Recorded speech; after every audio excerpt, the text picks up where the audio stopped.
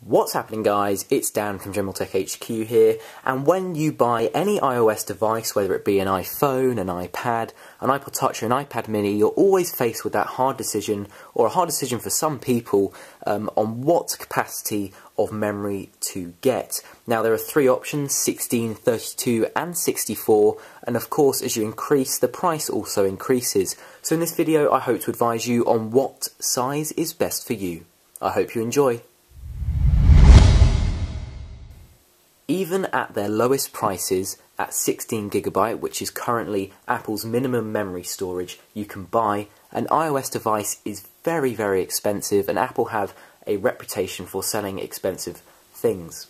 So do you really want to increase that cost? Is it worth it?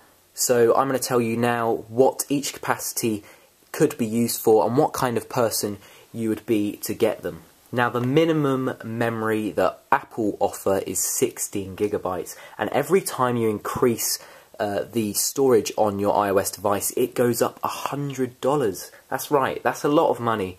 So you really do have to think carefully about this. So what would you be if you're a 16GB user? You'll be someone who uses the web a lot and has a lot of stored information and media out on the web, say on iCloud.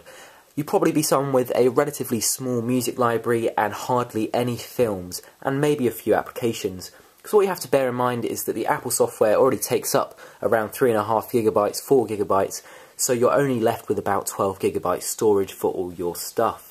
16GB is perfect for someone on a budget, but they still want the amazing Apple product. And for an additional $100, you can upgrade to a 32GB model of your iOS device. And what kind of user would you be? Well, you'd be a user who has a regular size iTunes library with music, and you can also have a few TV shows on there. You'd also be someone who likes a lot of big applications like FIFA and real racing.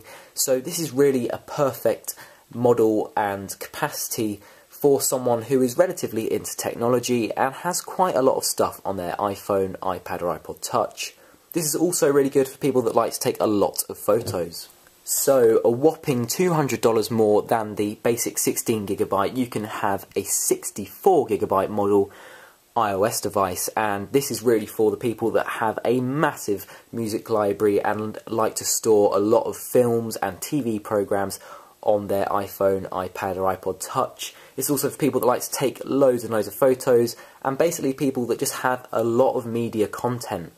So this really is going to be a big investment if you get a 64GB model, but a lot of people would argue this is perfect, as it means you don't have to delete loads of stuff to make rooms for updates, and you can also have as much as you want, more or less. So which memory capacity is perfect for you? Is it 16, 32 or 64GB? In my opinion, 32GB is perfect because it gives you enough room to store a reasonably large amount of media, and only with an extra cost of $100.